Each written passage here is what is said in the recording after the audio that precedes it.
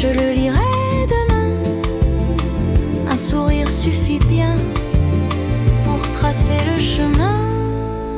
Dernier regard au comptoir. Dernier regard au comptoir. Dernier regard au comptoir. Si le froid nous bouscule, j'aurai mon pull pour deux. Paris en crépuscule. Donc vous voyez, derrière nous, il y a les salons qui s'animent. D'ici peu, il ouvre ses portes. Chut, c'est décidé.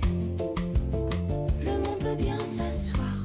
Je te remercie, Bruno, de nous accorder quelques minutes pour nous raconter l'histoire de ces salons. Je remercie mes brocanteurs parce que grâce à eux, alors certes on est là pour organiser avec mon épouse pour faire venir du monde, mais c'est aussi grâce à eux parce qu'ils nous amènent de la bonne qualité de produits qui vont soit dans des villes maisons ou qu'ils achètent dans les salles de vente ou quand ils vont dans les déballages marchands, mais m'amènent de la qualité, c'est-à-dire que quand ils viennent à Lisieux, eux-mêmes préparent le salon. Je voudrais savoir comment ça se présente cette 93e édition. Quand j'ai repris le Salon des antiquaires de Lisieux, qui était en 2010, mon premier mot d'ordre, ça a été de dire à tout le monde que de venir à Lisieux, c'est l'incontournable. Ces tableaux sur panneaux en bois sont peints par Wilder M. Darling, 1856-1933, et représentent particulièrement le dragon de la garde impériale.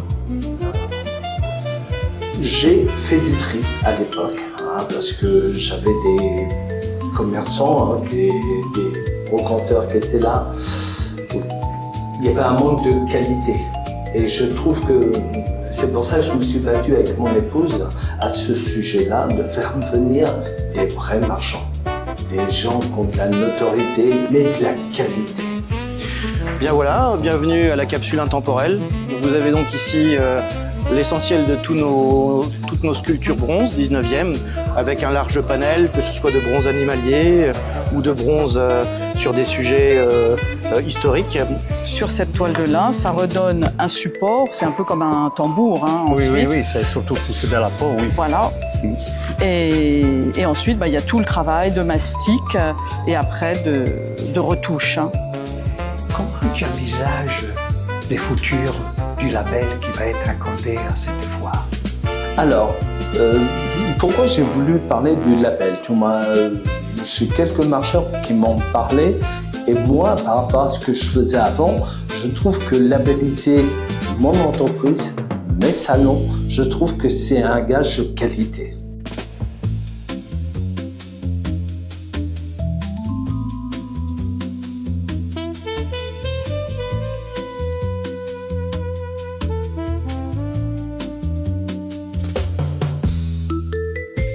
On a des partenaires et on a aussi Susan Johnson qui fait partie du SNACO, dont je vais revenir au niveau du label qu'on va préparer pour le prochain salon du 11 au 15 novembre.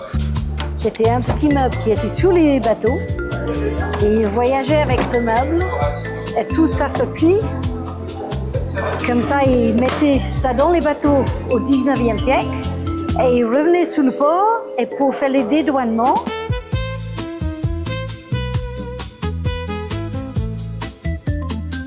C'est un très beau salon et c'est pour ça que je veux le valoriser, le salon.